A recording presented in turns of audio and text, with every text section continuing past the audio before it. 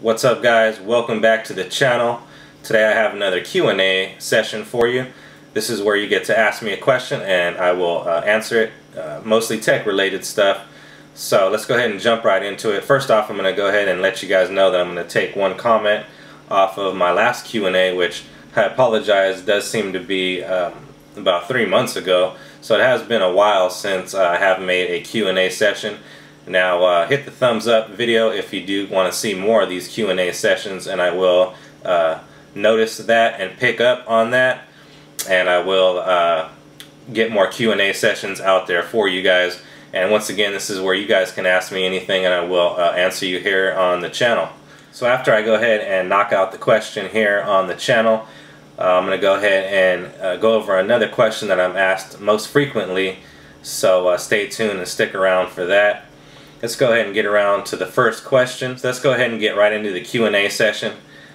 First up, we have Pixel the Big, and Pixel the Big asks, I see that new mic has a great difference and your voice sounds more clear. Would you recommend getting the Blue Yeti mic or the Blue Yeti Pro?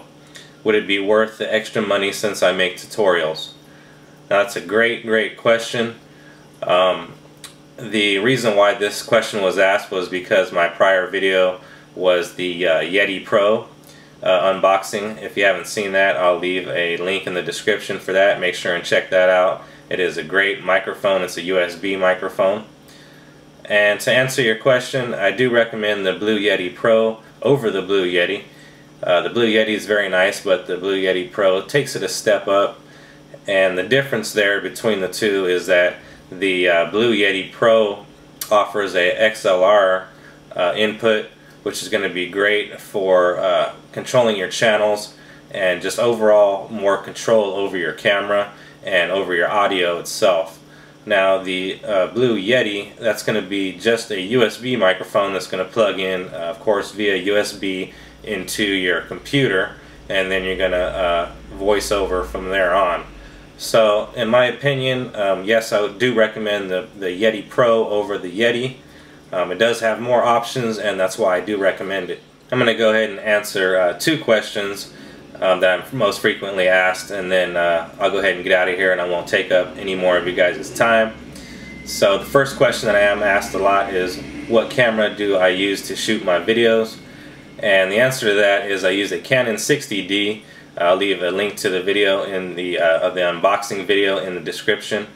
It is a very nice camera. It's a DSLR camera. If you're not familiar with that, it is a little bit more of advanced photography than just your average point and shoot camera. Check out the unboxing and you'll get kind of more of a feel for what the Canon is if you have never seen one before. But once again, I do use the Canon 60D. I do use the 18 to 135 millimeter lens for most of my shots. I do use other lenses, and if you are interested in those other lenses that I do use, go ahead and leave that in the comments below, and I'll go ahead and make a Q&A session and possibly answer that question. And the other big question that I'm always asked most frequently is, what do I think the biggest feature is going to be on the iPhone 5? And to answer that, I think there's going to be at least a 4-inch screen, possibly a 4.5-inch screen, which would look very awesome. I have heard a lot of rumors about that happening. So the biggest difference and the biggest upgrade that I'm looking forward to is the difference in screen size. Also, the 4G LTE speeds are going to be awesome on the phone as well. There's been rumors coming out of Apple's headquarters that they are working on a new device that's brand new and going to be introduced to the market within 8 months. I'm thinking it could be the Apple TV, the actual TV set itself, or the iTV, or the iPanel. I've even heard it called. So I'm not too sure what product that's going to be, but I am looking forward to that. So I'd have to say those are the two biggest things that I'm looking forward to in the iPhone 5. That is the bigger screen size as well as the 4G LTE connectivity.